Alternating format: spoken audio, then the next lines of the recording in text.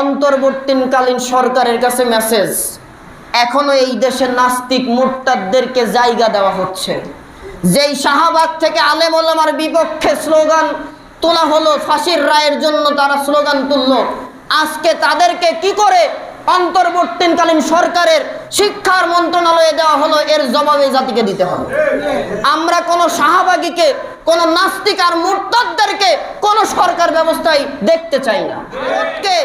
ভারতের রাষ্ট্রদূতকে ডেকে তাদের বলে দিতে হবে, ইসলাম ও মুসলমানের যে ক্ষতি করা হচ্ছে, অনতিবিলম্বে যদি এই দুজন ব্যক্তি রামগিরি মহারাজ আর নিতেশ রানেকে যদি বিচারের আওতায় না আনা হয়, ভারতের সাথে সকল সম্পর্ক ছেদ করে দিতে হবে। আল্লাহ তাআলা ইমানদারদের পক্ষে আছে। ইমানদার ৩১৩ জনই যথেষ্ট, ৩ কোটি নিয়ে ১ পয়সার লাভ নাই। ৩১৩ জনের ইমানদারে আল্লাহ বিজয় দিতে পারে। হাদিস খুবই কাছে। হিন্দুস্তানের সাথে যুদ্ধ আমরা দেখছি, এটা আসলে বেশি দেরি নয়। প্রত্যেকে প্রস্তুতি গ্রহণ করেন। হয়তোবা আজ হোক কাল হোক ১০ বছর পরে হোক হিন্দুস্তানের সাথে গাজওয়ায়ে হিন্দ হবে। যুবকদেরকে, এক একজন যুবককে এক একটা সৈনিকের ভূমিকা পালন করতে হবে। হিন্দুস্তানের উগ্রবাদী ইসলাম ও কোরআন আর নবীর অবমাননা নিয়ে এর প্রতিবাদে আমরা সোচ্চার হব, জীবন দেওয়ার জন্য প্রস্তুত থাকবো তো ইনশাআল্লাহ। কারা জান্নাতে যেতে চান একটু দেখি তো, জান্নাতে যেতে চান কারা? আচ্ছা, এবার হাত নামান। শর্ত একটা, আজকের আলোচনা, নেতা মানবেন কাকে? হ্যাঁ, মুহাম্মদুর রাসূলুল্লাহকে যারা নেতা মানে তাদের পক্ষে থাকবেন।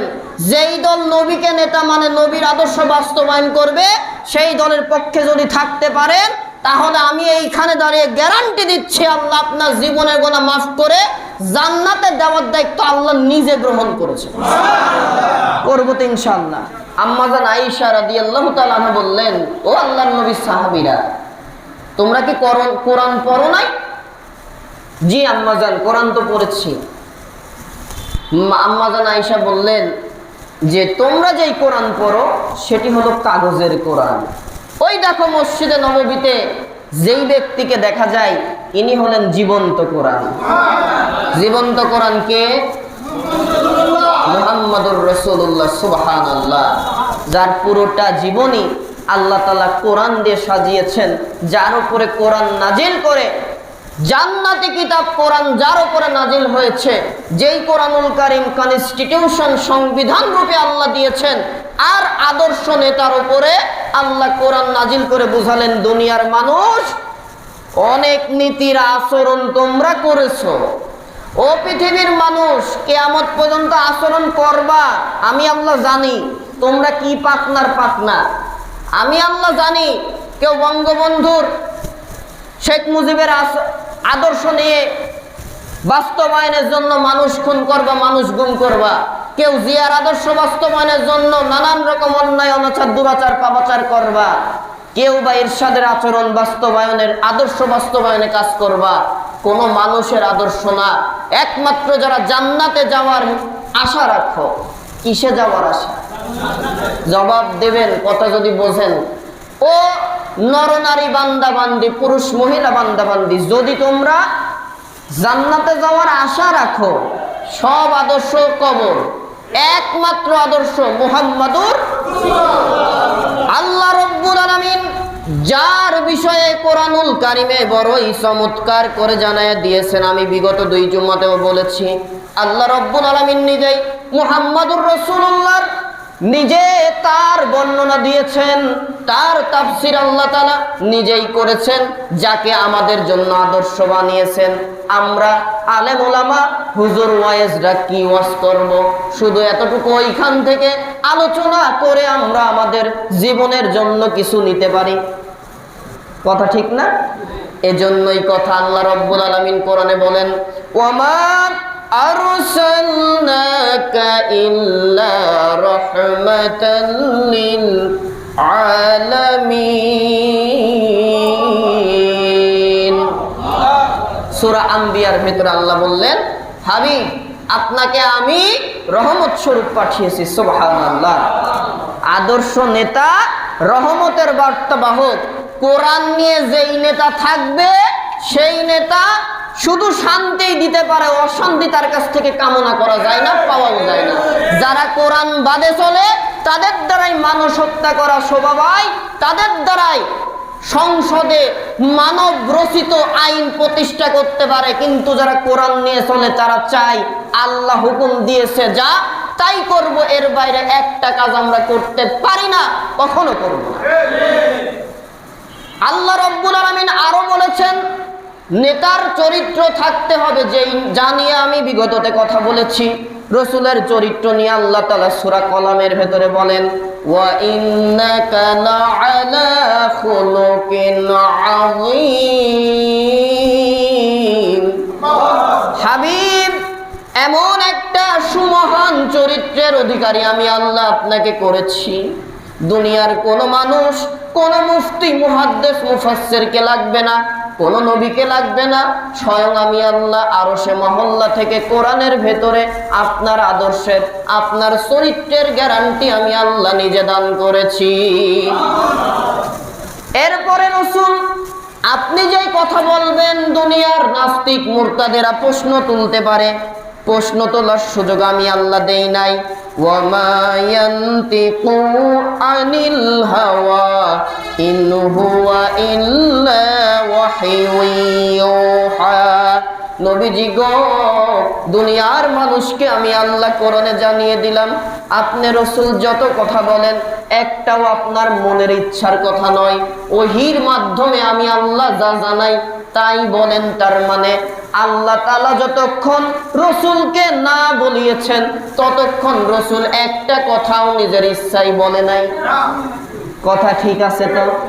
তার মানে রসুলের যত আইন, রসুলের যত নির্দেশ, রসুলের যত নিষেধ, সব কার আইন? নবীর আইন হচ্ছে শরিয়া, নবীর আইনই হচ্ছে উম্মার জন্য বিধান মানা ফরজ। সুবহানাল্লাহ বলেন। এরপরে নবী, আমি আল্লাহ তাআলা আপনাকে সম্মান দান করেছি, দুনিয়ার মানুষকে জানান, ওয়া রাফা'না লাকা যিকরাক। আমি আল্লাহ আপনার সম্মান, আপনার খ্যাতিকে আমি আল্লাহ তাআলা এমন উঁচু জায়গায় নিয়েছি, দুনিয়ার কোনো মানুষ যদি আপনাকে লাঞ্ছিত করতে যায়, সে নিজে ল্যাংটা হয়ে লাঞ্ছিত হয়ে দুনিয়ার জমিনে ধ্বংস হবে, আপনার মান কমবে না। আর দুনিয়ার মানুষগুলা মিলে যদি আপনি রসুলের সম্মান বাড়াতে চাই, হুজুর ও রসুল সমস্যা নাই, সম্মান বাড়াক অথবা সম্মান কমাক, আমি আল্লাহ নিজে আপনার সম্মান দিয়েছি, এটার থেকে বেশি কিছু আর লাগবে না। সুবহানাল্লাহ। আল্লাহ রাব্বুল আলামিন আরো বলেন, ওয়ালাল আখিরাতু খায়রুল লাকা মিনাল উলা। নবীজি গো, আমি আল্লাহ তাআলা দুনিয়াতে যত ক্ষমতা আপনি রসুলকে দিয়েছি, এর থেকেও বেশি নিয়ামত, এর থেকেও বেশি ক্ষমতা আমি আল্লাহ আরশে মহল্লার জন্য রেখে দিয়েছি। সুবহানাল্লাহ। সম্মানিত উপস্থিতি, আল্লাহ তাআলা রসুলের এইবার বলেন, ইয়া রাসূলুল্লাহ, আপনাকে পাঠিয়েছি কি কারণে? আমার তেলাওয়াতকৃত আয়াতে কারিমা সূরা আহজাবের 45-46 নম্বর আয়াতে কারিমায় এবার রসুলের কাজ আল্লাহ তাআলা দিলেন। কার কাজ? কথা বুঝছেন তো? কাজটা কার? তাহলে এটা আল্লাহর রসুল তো এখন দুনিয়ায় নাই, মারা গেছে, এই কাজও শেষ হয়ে গেছে। কথা বোঝেন তো? হ্যাঁ, রসুল নাই, কোরআন আছে না নাই? তাহলে কোরআন তো কিয়ামত পর্যন্ত শুধু থাকবে না, জান্নাত পর্যন্ত থাকবে। তাহলে এই কোরআনুল কারীম যদি থাকে, যেই কোরআনের আইন রসুল বাস্তবায়ন করলেন, আর রসুলের কাজ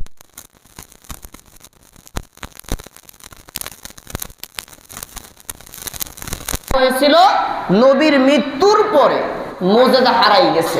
রাসূলুল্লাহকে প্রায় 4000-এর উপরে মুজিজা আল্লাহ দান করেছেন। সুবহানাল্লাহ। একটা মুজিজা রাসূলুল্লাহর মৃত্যুর সাথে নিয়ে যান নাই, সব রেখে গেছেন। সকল মুজিজার বড় মুজিজা নামটা কি বলতে পারবেন? আল কোরআন। এই কোরআন রেখে গেছেন। আল্লাহর রাসূল বলেন, কিয়ামত পর্যন্ত আমার মুজিজাগুলো থাকবে। আমাকে ভালোবেসে, আমার ভালোবাসার নাম ইয়া নবী সালাম আলাইকা, বাজারে জিলাপি বিরিয়ানির দোকানের বিরিয়ানি কাবার করার নাম আমার ভালোবাসা না। আমার ভালোবাসা তোমার ফুল বডির ভেতরে থাকবে, আদর্শের ভেতরে থাকবে। আর আমার যদি অপমান অবমাননা হয়, প্রয়োজনে রাস্তায় নেমে কাফনের কাপড় নিয়ে নেমে জিহাদের ময়দানে যুদ্ধ করে জীবনটা দিতে হবে, তাও রসুলের অপমান কোন ইমানদার মুসলমান সহ্য করা যাবে না। এটাই তো ইমানের দাবি। আল্লাহ রসুল সব রেখে গেলেন, এই জন্য রসুলের কিছু কাজও আমাদের জন্য আছে। আল্লাহ তাআলা এইবার ঘোষণা দিচ্ছেন কি কাজ, আমার তেলাওয়াতকৃত আয়াতে কারিমায় আল্লাহ রাব্বুল আলামিন আল্লাহর নবী বিশ্ব নবীর কি উদ্দেশ্যে পাঠিয়েছেন আল্লাহ তাআলা বললেন, ইয়া আইয়ুহান নাবিয়্যু ইন্না আরসালনাকা শাহিদাও ওয়া মুবাশশিরাও ওয়া নাযীরা। ও নবী, আমি আপনাকে প্রেরণ করেছি সাক্ষীদাতা রূপে, প্রেরণ করেছি সুসংবাদদাতা রূপে, প্রেরণ করেছি সতর্ককারী রূপে। তিনটা কাজ, তিনটা দায়িত্ব দিয়ে আল্লাহ পাঠালেন। কয়টা দায়িত্ব? সাক্ষীদাতা, সাক্ষ্যদাতা। হুজুর, ইয়া রাসূলুল্লাহ, আমি একত্ববাদ আল্লাহ, আমার কালেমা তাওহীদের ঘোষণা বিশ্বব্যাপী প্রচার করার জন্য আপনাকে দিয়েছি। অতএব এইখানে কথা হচ্ছে এটাই, আল্লাহ তাআলা একত্ববাদ, তিনি আছেন, এটা আমরা যেমন স্বীকার করি, মক্কার কাফের মুশরিকেরাও এই কথা স্বীকার করত। কথা একটু বোঝেন, লুক এট মি প্লিজ। আল্লাহ তাআলা আছেন, তিনিই একমাত্র রব, এটা মানত মক্কার কাফেরের গোষ্ঠীরা, তথা আবু জাহেল, আবু লাহাব, উতবা, শাইবা, উতাইবা, ওয়ালিদ ইবনে মুগিরা, আব্দুল্লাহ ইবনে আব্বা, আব্দুল্লাহ বিন সুলুল, আব্দুল্লাহ বিন উবাই বিন সুলুল, তথা কাফের মুশরিকদের যত গ্রুপ ছিল তারা মানত কাকে? এক জায়গায় মানেনি। বলতে পারবেন কে সে? না, মুহাম্মদুর রাসূলুল্লাহকে। আবু জাহেল স্পষ্ট বলল, মুহাম্মদ দেখো ভাইস্তে, আল্লাহ আছে মানলাম, কিন্তু তোমাকে আমরা নেতা মানতে পারবো না। তোমাকে রসুল, তোমাকে আমি সব মানলাম, তুমি আল্লাহর পক্ষ থেকে আসছো। ও মুহাম্মদ, আবু জাহেল বলছে, তুমি কার পক্ষ থেকে এসেছো? আল্লাহর পক্ষ থেকে আসছো, স্বীকার করলাম, নবী ও রাসূল স্বীকার করলাম, কিন্তু নেতা মানতে পারবো না। নেতা আমাদের মানতে হবে। এক জায়গায় আপত্তি ছিল, রসুলকে নেতা মানেনি। এই জামানার শেখ হাসিনা, খুনি হাসিনার উত্তরসূরিরাও রসুলকে নেতা মানতে দেয়নি। যারা রসুলকে নেতা মেনেছে তাদেরকে ধরে ধরে জেলখানায় দিয়েছে, ফাঁসির কাস্টে ঝুলিয়েছে। সব আবু জাহেলের, নব্য আবু জাহেলের উত্তরসূরিরা। যদি এই কথা বলাতে আপনার হৃদয়ে বাঁধে, বুঝতে হবে আপনার ইমানে ঝামেলা আছে।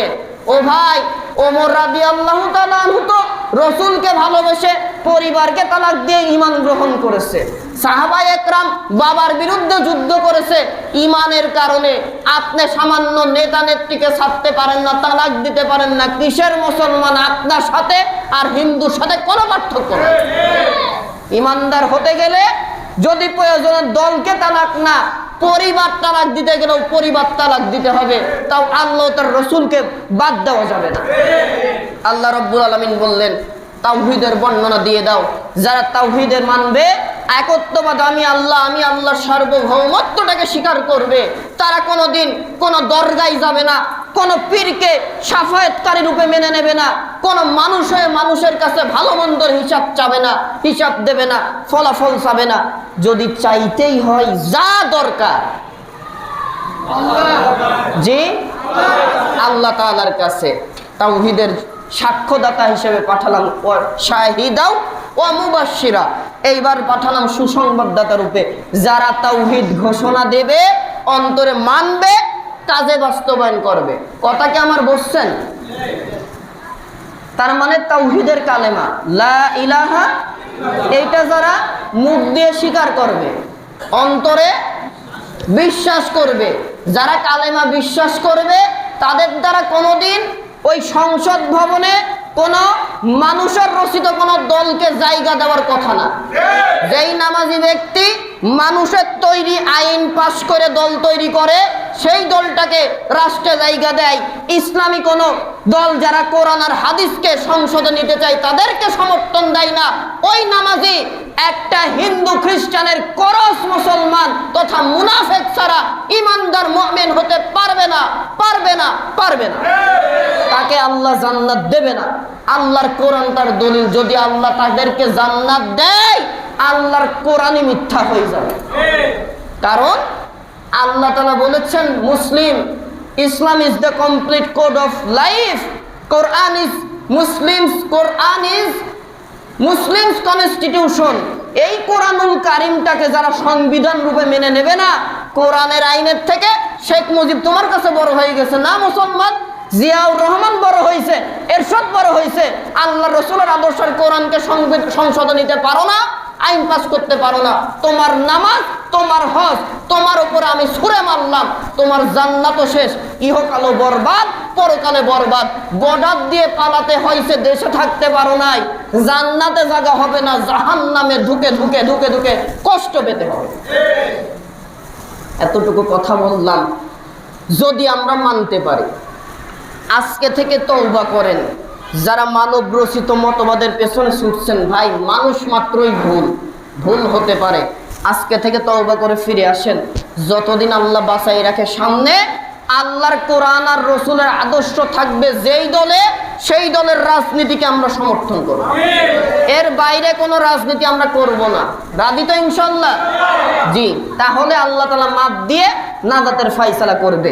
আল্লাহ তাআলা বললেন, রসুল যদি দুনিয়ার মানুষ এই একত্ববাদ আল্লাহ এবং আমার সকল ক্ষমতা মেনে নেয়, তাদেরকে সুসংবাদ দিন, জীবনের গুনাহ মাফ করব, আমি আল্লাহ নাজাতের ফয়সালা দেব। আর একটু জোরে সুবহানাল্লাহ। দলিল নেন কোরআনুল কারিমে। আল্লাহ তাআলা বলছেন সূরা ইমরানের ভেতরে, আল্লাহ রাব্বুল আলামিন কোরআনুল কারিমে বলেন, কুল ইন কুনতুম তুহিব্বুনাল্লাহ ফাত্তাবিউনি ইউহিব্বুকুমুল্লাহ ওয়া ইয়াগফির লাকুম যুনুবাকুম ওয়াল্লাহু গফুরুর রহিম। ও নবী, আপনি বলে দেন আপনার উম্মতদেরকে, তারা কি আমি আল্লাহকে ভালোবাসতে চাই? কাকে ভালোবাসার কথা বললেন? ভালো করে বোঝেন। কুল ইন কুনতুম তুহিব্বুনাল্লাহ, আপনার উম্মত তথা আমার বান্দাবান্দি কি আমি আল্লাহকে ভালোবাসতে চাই? আমাকে ডাইরেক্ট ভালোবাসার দরকার যদি প্রমাণ দিতে হয়, ফাত্তাবিউনি, এইখানে মূল কথা। কি কাজ করলে আল্লাহর ভালোবাসা যায়? আল্লাহ উল্টা ভালোবাসা দেন, জীবনে গুনাহ মাফ করেন। ফাত্তাবিউনি শব্দের ভেতরে মুফাসসিরিন ইকরাম বলছেন, তাদের একমাত্র আনুগত্য হবে রাসূল আপনি নিজে। সুবহানাল্লাহ বলেন। ফাত্তাবিউনি, ইত্তেবা, আনুগত্য কার হবে? আল্লাহর রাসূলের। কার হবে? রাসূল। ও রাসূল আনুগত্যটা কি বুঝাই দেন। আনুগত্য বুঝাই। আনুগত্য কাকে বলে? বাংলাদেশ জামাত ইসলামীকে তো চেনেন। বাংলাদেশে সকল ধর্মের সকল দলের মানুষ এই কথা এখন স্বীকৃতি দিতে বাধ্য। একমাত্র বাংলাদেশে একটি মাত্রই দল, যেই দলের ভেতরে কোনো দলীয় গ্যাঞ্জাম নাই, বিভেদ নাই। যদি নেতা বলে, দলের আনুগত্য নেতা যদি বলে অমুক জায়গায় যেতে হবে, যার উপরে নির্দেশ আসছে, ঝড় হোক বৃষ্টি হোক সেখানে যেতেই হবে। প্রোগ্রামের যদি আয়োজন হয়, ওটা যদি বন্ধ না হয়, যত দুনিয়া কিয়ামত হলো প্রোগ্রাম বাস্তবায়ন করা লাগে। এবং এই দলের ভেতরে বিএনপির ভেতরেও দেখা যায় এক এলাকায় 3টা গুরু। আওয়ামী লীগের সময় আমরা দেখেছি এক এলাকায় দল তো একটাই, গ্রুপ হয় 7টা। মানুষ এখন কোন দল রেখে কোন দলে যাবে বারবার চিন্তা করে। এই গ্রুপের তো এই গ্রুপে গেলে তো রাত্রে মানুষ পাওয়া যাবে না, পরের দিন লাশ মাঠে ঘাটে পাওয়া যেতে পারে। আমি একটু বেশিই বললাম মনে হয়। এরকম হয়তো ভাই দুনিয়ার দলে এইরকম হয়। শুধুমাত্র একটা দল জামাত ইসলামী, যার ভেতরে কোনো দলবিভেদ নাই। আল্লাহর আইনটাকে যারা বাস্তবায়ন করতে চায়, যাদেরকে সারা রাজনৈতিক দল স্বীকৃতি দিতে বাধ্য হলো যে একমাত্র সুশৃঙ্খল বৈজ্ঞানিক একটি দল, সেটি হচ্ছে জামাত ইসলামী। আলহামদুলিল্লাহ বলে। তাহলে এই যে আনুগত্যের, আমি আনুগত্য বুঝাচ্ছিলাম, তাদের নেতাকর্মীরা আনুগত্য প্রকাশ করে। আমি আপনাদের খতিব, আমি যদি আপনাদের বলি ভাই নামাজ শেষে সকলকেই বসতে হবে, কেউ যাবেন না, যারা চলে গেলেন হুজুর বলে বইলেই থাকে, আমার কাজ আছে, দাওয়াত আছে, বাজার আছে, আমাকে তো বাড়ি যেতেই হবে। আমি বললাম কি কি ঘোষণা দিয়েছি বলেন না কেন কথা, নামাজ শেষে বসতে হবে। আমার কথাকে মূল্যায়ন না করে মোনাজাতও লাগে না, শুধু ইমামের আসসালামু আলাইকুম ওয়া রাহমাতুল্লাহ, আসসালামু আলাইকুম ওয়া রাহমাতুল্লাহ, তৃতীয় বিশ্বযুদ্ধ বাদে গেটে সুন্নতের নামাজটা পর্যন্ত পড়ে না। আরে ভাই আপনি সুন্নতটা পড়লেন না কেন? হ্যাঁ, যদি আপনার জরুরত থাকে ভিন্ন কথা, শরিয়ার ওজোর থাকে কিনা আল্লাহ জানে, শরিয়ার ওজন নাই, সুন্নত বাদ দিলেন কেন? কথা কি বুঝলেন ভাই? যারা চলে গেলেন আনুগত্য দিলেন না, যারা থাকলেন আনুগত্য। তার মানে এই আনুগত্যের বিষয় আল্লাহ বলেন ইয়া আইয়ুহাল্লাযীনা আমানু আতিউল্লাহা ওয়া আতিউর রাসূলা ওয়া উলিল আমরি মিনকুম। ঈমানদাররা আল্লাহর আনুগত্য করো, তার মানে আল্লাহ যা আইন দেছে নিজের মতের বাইরে গেলেও মেনে নিতে হবে। আতিউর রাসূল, রাসূলের বিধান, রাসূলের দেওয়া শরিয়াকে মেনে নিতে হবে। এটার জন্য যদি দুনিয়ার সব কিছুকে বাদ দিতে হয়, ঈমানদার যদি হয়ে থাকে রাসূলের আনুগত্যের প্রকাশ সব বাদ যাবে, আল্লাহর রাসূলকে বাদ দেওয়া যাবে না। ওয়া উলিল আমরি মিনকুম, তোমাদের ভেতরে যারা আল্লাহ ও রাসূলের আদর্শ বাস্তবায়নের জন্য রাস্তায় কাজ করে, রাজনীতি করে, অর্থনীতির ব্যবস্থা করে, সমাজনীতির ব্যবস্থা করে, ওই সকল নেতাদের বা তোমাদের ভেতরের কোরআনের জ্ঞানের আলেমদেরকে তোমরা ইত্তেবা করো, আনুগত্য করো। তিনটা আনুগত্য করলে আল্লাহ তাআলার রহমত দেবে, জীবনের গুনাহ মাফ দেবে। সুবহানাল্লাহ বলে। তাহলে এই যে ফাত্তাবিউনি, ইত্তেবা হবে, আনুগত্য হবে কার? আল্লাহর রাসূলের। আল্লাহর ভালোবাসা কাকে ভালোবাসা? আল্লাহকে। আর আল্লাহকে ভালোবাসতে গেলে আল্লাহ বললেন আপনি রাসূলকে তারা যেন আনুগত্য করে। আনুগত্য বোঝেন তো? হ্যাঁ, অনুসরণ, অনুকরণ। রাসূলুল্লাহকে যারা করবে, ইউহিব্বুকুমুল্লাহ, রাসূল আমাকে ভালোবাসার উদ্দেশ্যে আপনার উম্মত নরনারী পুরুষ মহিলা যারা আপনাকে আনুগত্য করলো, তার মানে আপনি যা বিধান দিয়েছেন সব মেনে নিয়েছে, আপনার বিধান মানতে গিয়ে জেলে গিয়েছে, ফাঁসির কাস্টে ঝুলেছে, বাতিলের কাছে এক মিনিটের জন্য মাথা নত করেনি, বিপদ আসছে, মুসিবত আসছে, কোনোদিন দল চেঞ্জ করেনি, মুনাফিকের কাতারে নাম দেয়নি। রাসূল আপনাকে ইত্তেবা করেছে, আনুগত্য। তথা আপনি আছেন যেই দলে, মানুষগুলো ছিল সেই দলেই টাকা পয়সা দিয়ে সামনে গিয়েছে, আপনার আনুগত্যের বাইরে একটা কাজ করেনি। ইউহিব্বুকুমুল্লাহ, জানাই দেন আমি আল্লাহকে ভালোবাসার উদ্দেশ্যে করছে, আমি আল্লাহ খুশি হয়ে আপনার উম্মতকে তথা নরনারীকে নিজে উইলিংলি ভালোবাসা দিয়ে দিই। তাহলে রাসূলের ইত্তেবা করলে ভালোবাসবেন। আমার নিজের কথা বলছি আর কি, নাকি? সূরা আলে ইমরানের তাফসীর পড়বেন, ইবনে কাসির, বিশেষ করে তাফহিমুল কোরআনটা পড়বেন। তাফহিমুল কোরআন সহজভাবে বোঝার একটা উত্তম মাধ্যম।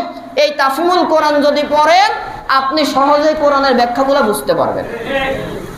ওয়ায়াগফির লাকুম যুনুবাকুম, শুধু আমি আল্লাহ আপনি রাসূলকে একটা কাজ যদি আপনার উম্মতেরা করে, আপনি মুহাম্মদকে যদি তারা আনুগত্য করে, ইত্তেবা করে, আমি কি কি করব? এক নম্বর, আমি উইলিংলি ভালোবাসা দেব। আল্লাহ উইলিংলি কি দেবে? কাদেরকে? কথা বলতে পারেন না? আমাদেরকে। কাদেরকে? শর্ত একটাই, আনুগত্য হবে, অনুসরণ, অনুকরণ কাকে করবেন? রাসূলকে করবেন। দেখেন জামাত ইসলামের ভেতর অনুসরণ, অনুকরণ কোন ব্যক্তির দলকে করে। জামাতের যে আমির আছে ওনার পরে মনে হয় তার ছেলে হবে, হয়েছে তো এরকম?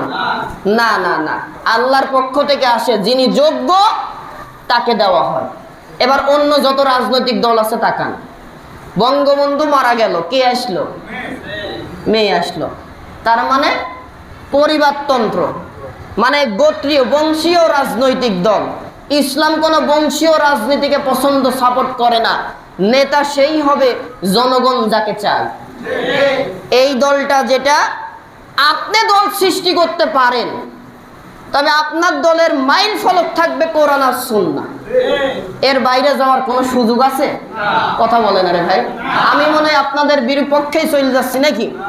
কোরআন আর সুন্নাহ আপনার মাইল ফলক নিয়ে দল করলেন, আপনি দল তৈরি করলেও আপনি দলের নেতা হতে পারবেন না যদি আপনার ভেতরে সেই যোগ্যতা না থাকে। জনগণ যদি আপনাকে না চায়, দল যতই তৈরি করেন আপনি ওই দলের নেতা হওয়ার যোগ্যতা রাখেন না। এবার বলেন বাংলাদেশের কোন দল এই আইন মানে? আছে মনে হয় আরো 2-4টি নাকি? একটা আছে, একটা, তার বাইরে নাই। তাহলে বুঝতে হবে এর বাইরে আমাদের যাওয়াও চাই না, সুযোগ নাই। রাসূলুল্লাহকে যদি আপনি আনুগত্য, অনুকরণ, অনুসরণ করতে পারেন, তাহলে আমাকে আপনাকে ভালোবাসা কে দেবে? ও রাসূল, আপনি আপনার উম্মতদেরকে বলে দেন আমি আল্লাহ শুধু ভালোবাসাই দেব না, ওয়াগফির লাকুম যুনুবাকুম, আমি আল্লাহ তার জীবনের সব গুনাহকে আমি আল্লাহ মাফ করে দেব। নবীজি গো, আপনার উম্মতদেরকে জানায় দেন তারা যদি আমি রাসূলকে অনুসরণ আর অনুকরণ করতে পারে, আমি আল্লাহ তাআলা জীবনের গুনাহ শুধু তাকে মাফ করব না, 60, 70, 80 বছর পর্যন্ত যত গুনাহ করেছিল ওই গুনাহ মাফ করে ফাঁকা জায়গাটা আমি সমপরিমাণ নেকি দিয়ে ভরে দেব। সুবহানাল্লাহ। আল্লাহু গফুরুর রহিম। আমি আল্লাহর থেকে ক্ষমাশীল সৃষ্টি জগতে আর কেউ নাই। সুবহানাল্লাহ। সম্মানিত উপস্থিতি, এজন্য আল্লাহ তাআলা বললেন ও মুবাশশিরা, ও নবী সুসংবাদ দিয়ে দেন যারাই আপনাকে অনুসরণ আর অনুকরণ করবে তাদের জীবনের গুনাহ মাফ হবে, গুনার জায়গাটা সমপরিমাণ নেকি দিয়ে আমি আল্লাহ বদলাইয়া দেব। থাক, পকেটে রাখেন, বাড়ি যাই বলেন। নবীজি শুধু আপনার উম্মতদের জীবনের গুনাহ নেকি দিয়েই বদলাবো না, আমি আল্লাহ তাআলা মৃত্যুটা দেব নেককারের মৃত্যু, আর মৃত্যুর পরে আমি আল্লাহ তাআলা ওই বিচারের দিনে আরশের পাশ দিয়ে, আরশের ডান পাশ দিয়ে জান্নাতে দাখিল করে নেব। সুবহানাল্লাহ।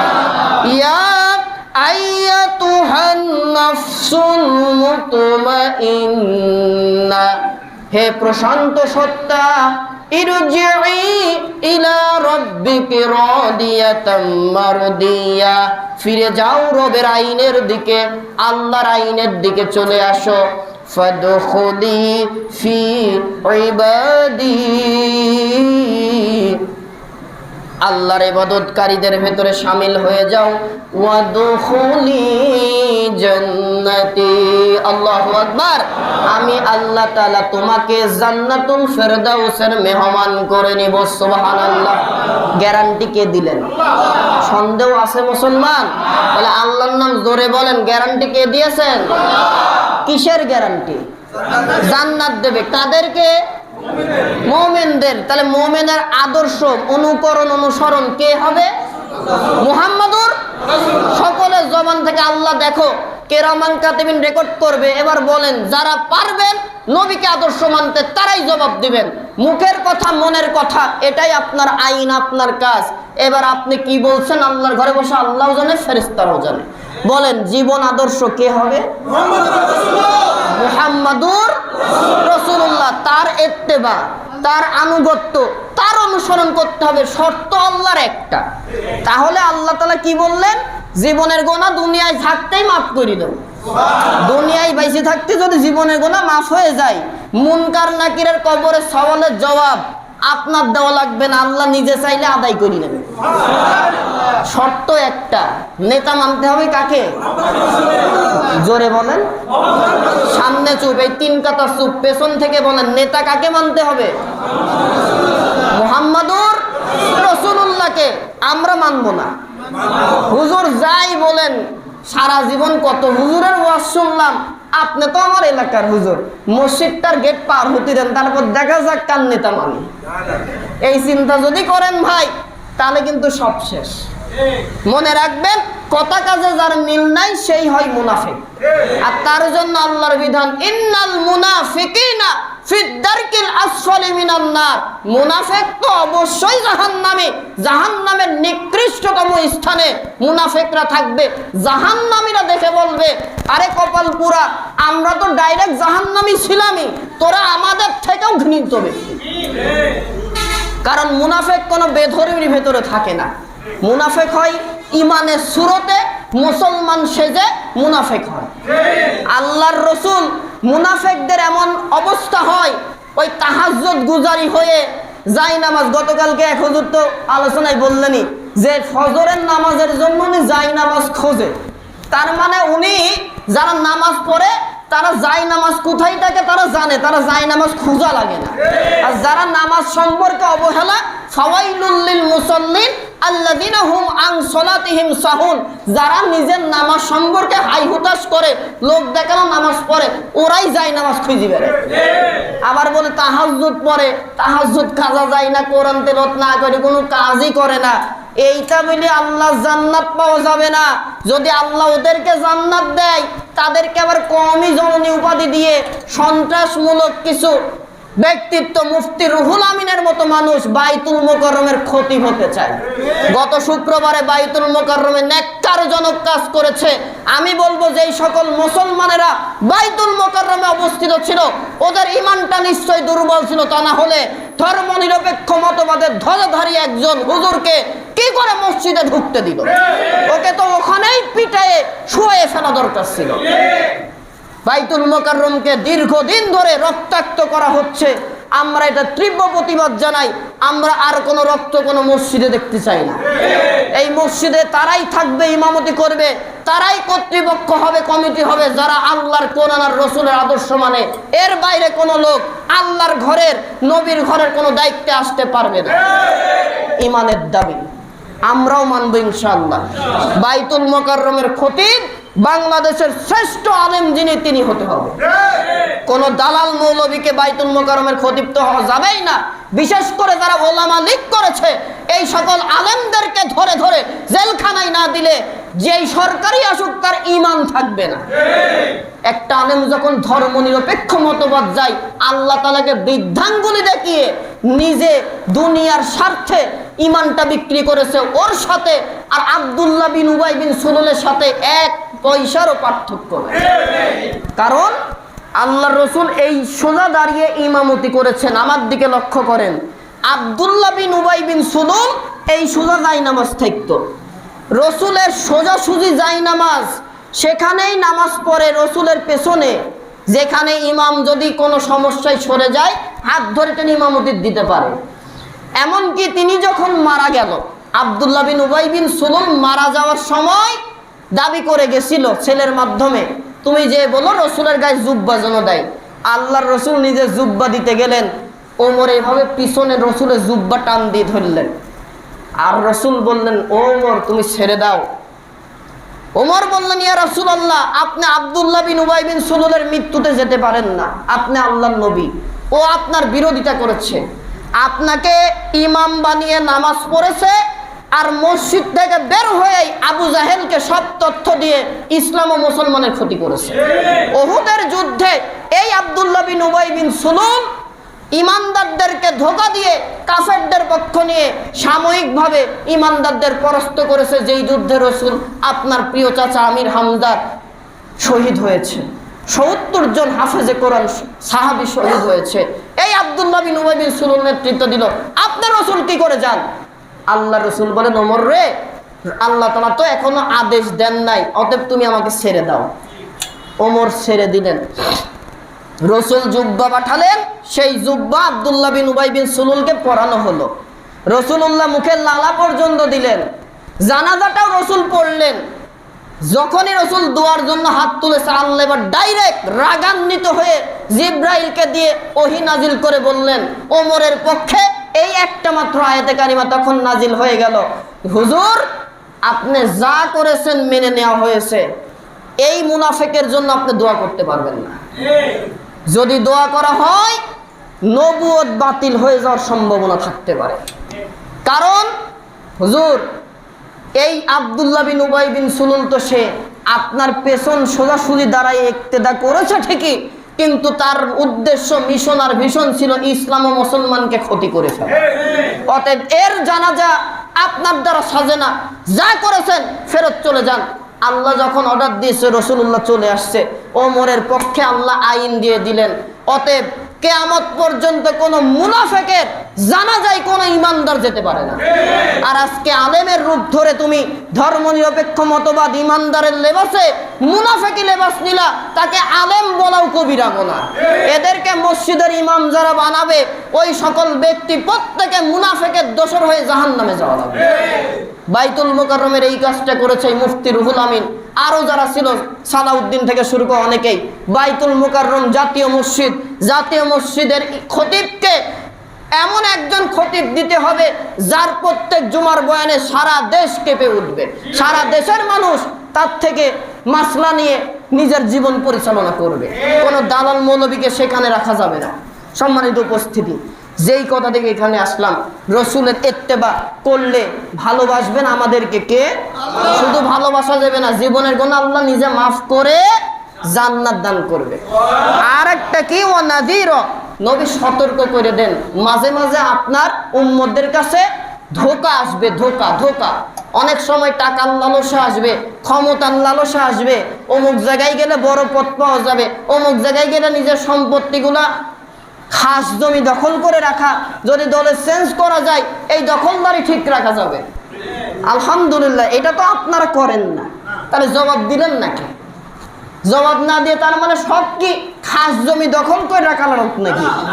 হ্যাঁ, যারা রাসূল আর আদর্শ বাস্তবায়ন করবে, ওই খাস জমি দখল করে আছে, সরকার চেঞ্জ, তার মতে যদি এখন আমি না যাই, সব তারা দখল করে নেবে। এই ভাইকে মত চেঞ্জ করবে না রাসূল। সরকারি দল থাক আর বিরোধী দল থাক, মৃত্যুর আগ পর্যন্ত আপনি রাসূলকে নেতা মেনে যদি চলতে পারে, তাহলেই তার জন্য নাজাতের ফয়সালা। না হলে কাবা শরীফে যাই বসে থাকলেও আর আপনি নবীকে যাই দাঁড়ায় সালাম দিলেও আমি আল্লাহ জান্নাত দেব না। তাহলে আল্লাহ জান্নাত আমরা পেতে চাই। কারা কারা জান্নাতে যেতে চান একটু দেখি তো? জান্নাতে যেতে চান কারা? আচ্ছা, এবার হাত নামান। শর্ত একটা, আজকের আলোচনা, নেতা মানবেন কাকে?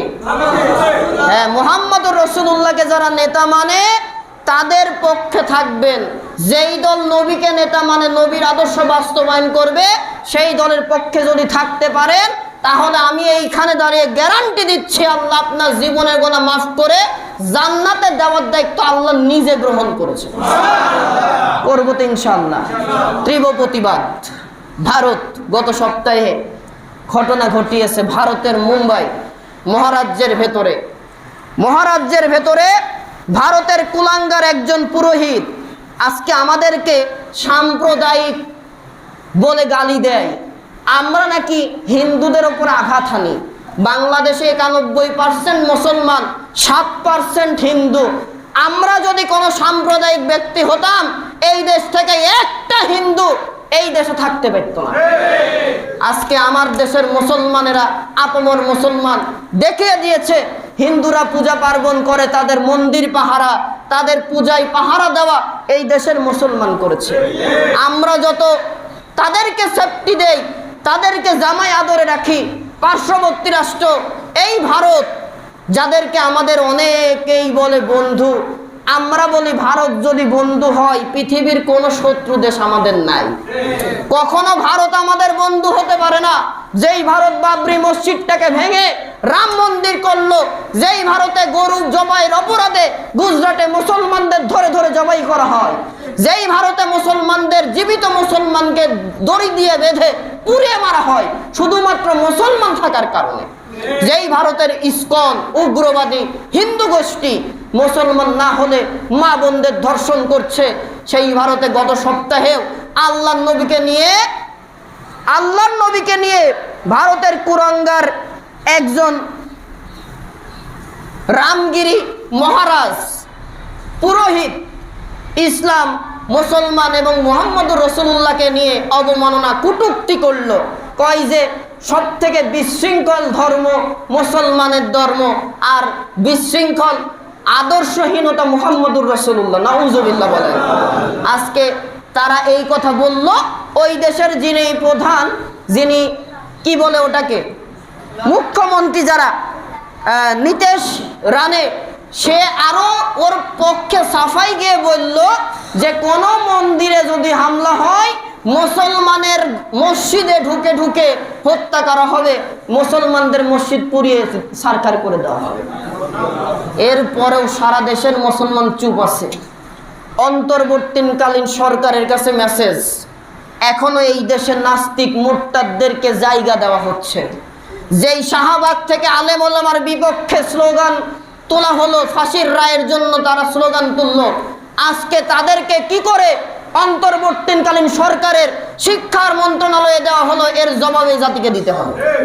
আমরা কোন শাহবাগীকে, কোন নাস্তিক আর মুরতাদদেরকে কোন সরকার ব্যবস্থায় দেখতে চাই না। ভারতকে, ভারতের রাষ্ট্রদূতকে ডেকে তাদের বলে দিতে হবে ইসলাম ও মুসলমানের যে ক্ষতি করা হচ্ছে, অনতিবিলম্বে যদি এই দুজন ব্যক্তি রামগিরি মহারাজ আর নীতিশ রানেকে যদি বিচারের আওতায় না আনা হয়, ভারতের সাথে সকল সম্পর্ক ছেদ করে দিতে হবে। আল্লাহ তাআলা ইমানদারদের পক্ষে আছে। ইমানদার 313 জনই যথেষ্ট। 3003 কোটি নিয়ে এক পয়সার লাভ নাই। 313 জনের ইমানদারে আল্লাহ বিজয় দিতে পারে। রসুলের হাদিস খুবই কাছে। হিন্দুস্তানের সাথে যুদ্ধ আমরা দেখছি, এটা আসলে বেশি দেরি নয়। প্রত্যেকে প্রস্তুতি গ্রহণ করেন। হয়তোবা আজ হোক কাল হোক 10 বছর পরে হোক হিন্দুস্তানের সাথে গাজওয়ে হিন্দ হবে। যুবকদেরকে, এক একজন যুবককে এক একটা সৈনিকের ভূমিকা পালন করতে হবে। হিন্দুস্তানের উগ্রবাদী ইসলাম ও কোরআন আর নবীর অবমাননা নিয়ে এর প্রতিবাদে আমরা সোচ্চার হব, জীবন দেওয়ার জন্য প্রস্তুত থাকবো তো ইনশাআল্লাহ। আলিমুদ্দি, ইলমুদ্দি নাম শুনেছেন কিনা জানি না। ভারত বিভক্ত হয়নি তখন, ভারতীয় উপমহাদেশ। আমি আগে বলেছিলাম আপনাদের, ওই সময়ের একজন লেখক ভারতের, সে রঙ্গিলার রসুল নামে বই লিখল। এই বইতে আল্লাহর রসুলকে নানানভাবে অবমাননা করা হলো। ভাইজান, রসুল প্রেমী হতে গেলে, রসুলের আনুগত্যের প্রকাশ দিতে গেলে আপনার বড় এলেম অর্জন করার দরকার নাই। আপনি অশিক্ষিত কি হয়েছে, ইমানটা তরতাজা করবেন, তাহলেই যথেষ্ট। ইলমুদ্দিন একজন 16-17 বছরের যুবক, বাবা কাঠমিস্ত্রি, বড় হয়েছে, বাবার দোকানে সহায়তা করে কাজে। হঠাৎ একদিন রঙ্গিলা রসুল বই যে প্রকাশ করেছে রাজপাল, তার এই বইটা পড়ে যখন দেখলো যে সারা ভারত ক্ষিপ্ত হয়ে গেছে রসুলুল্লাহকে অবমাননা করার দায়ে, ইলমুদ্দি আত্মার এক বন্ধু, সে বলল আমার রসুলকে যে অবমাননা করবে, আমার জীবন থাকতে আমি সেটা বরদাস্ত করব। ইলমুদ্দি একটা ছুরি বুকের ভেতরে নিয়ে চলে গেল। সে ভারতের একটা জাতীয় লেখক, কোনো একটা সুযোগ মতেই তার বুক বরাবর ইলমুদ্দিন ছুরি চালিয়ে দিল।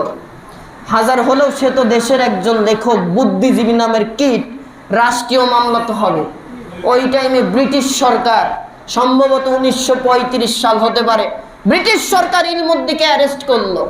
যেহেতু সে দেশের একজন বুদ্ধিজীবীকে হত্যা করেছে, তার রায় হয়ে গেল তাদের আইনে মৃত্যুদণ্ড। মুসলিমপন্থী এবং মুসলিম যত আইনজীবী আছে সকলে দেখলো ইলমুদ্দি কাজটা ভালো করেছে, সে ইমানদারের পরিচয় দিয়েছে। সম্মানিত উপস্থিতি, আপনার সামনে আল্লাহর রসুলকে নিয়ে ব্যঙ্গ করবে, কটূক্তি করবে, আপনার কোরআনকে নিয়ে অবমাননা করবে, আর আপনি যদি নিজের রক্তটা যদি গরম না হয়, প্রতিবাদ যদি করতে না পারেন, বুঝতে হবে আপনার সাথে আর একটা বেধর্মীর সাথে কোনো পার্থক্য নেই। আপনি শুধু খতনা দেওয়া একজন হিন্দু, আর ওরা খতনা না দেওয়া একজন হিন্দু।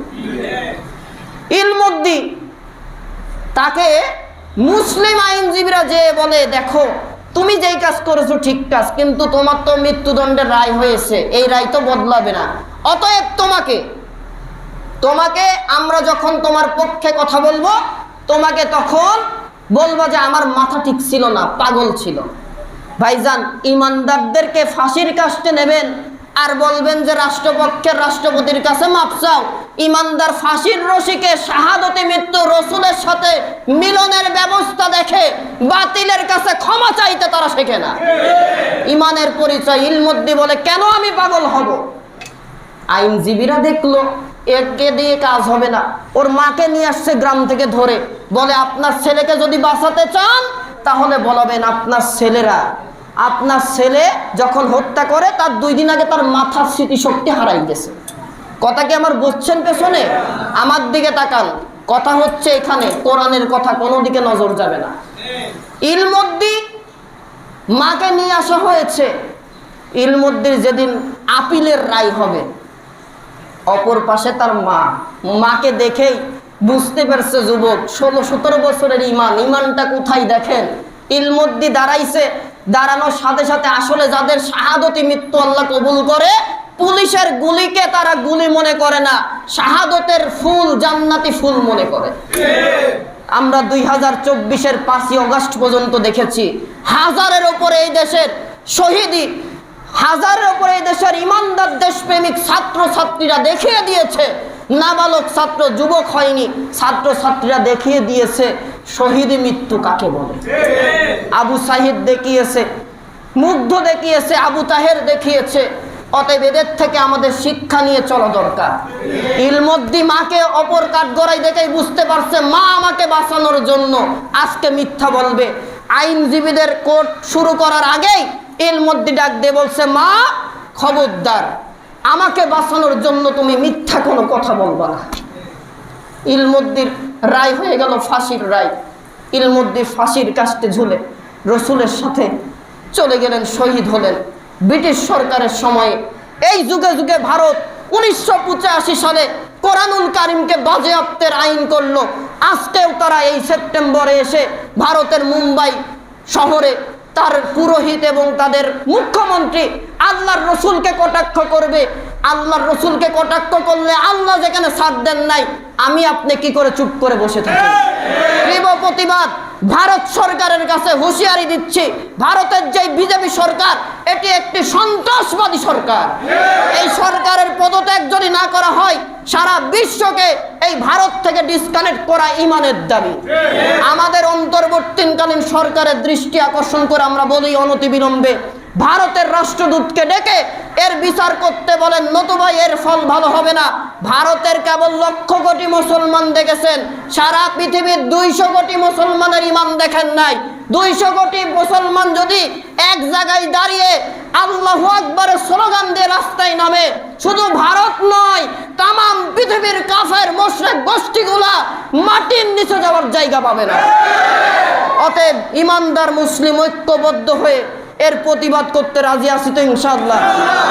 আপনাদের ইমাম সাহেবের মাধ্যমে আহ্বান আসবে, আগামীকাল হয়তোবা এই ভারতের নবী অবমাননার দায়ে মিছিল হতে পারে, প্রতিবাদ হতে পারে। ইমাম সাহেবকে জানিয়ে দেব আমি, যাবেন তো ইনশাআল্লাহ? যারা যাবে না বুঝবেন তাদের ইমান নাই। হ্যাঁ, যদি শারীরিক অসুস্থতা থাকে তাদের জন্য আল্লাহ ছাড় দিবে। যারা দুর্বল, এদের মানুষগুলোর মতো, এদের জন্য যাওয়া দরকার নাই। কিন্তু আপনার সুস্থ সবল ভারতে চলে যান, অমুক জেলায় চলে যান, আর রসুলের অবমাননার প্রতিবাদে মিছিলে অংশগ্রহণ করতে পারেন না, আপনার মতো মুসলমান আল্লাহর দরকার নাই। আপনি যতই আলহাজ আল কাজার আলমাজ দেন না কেন, আপনার দ্বারা 1 পয়সার ইমান আর আমলের দাম হবে না, জাহান্নামে যেতে হবে।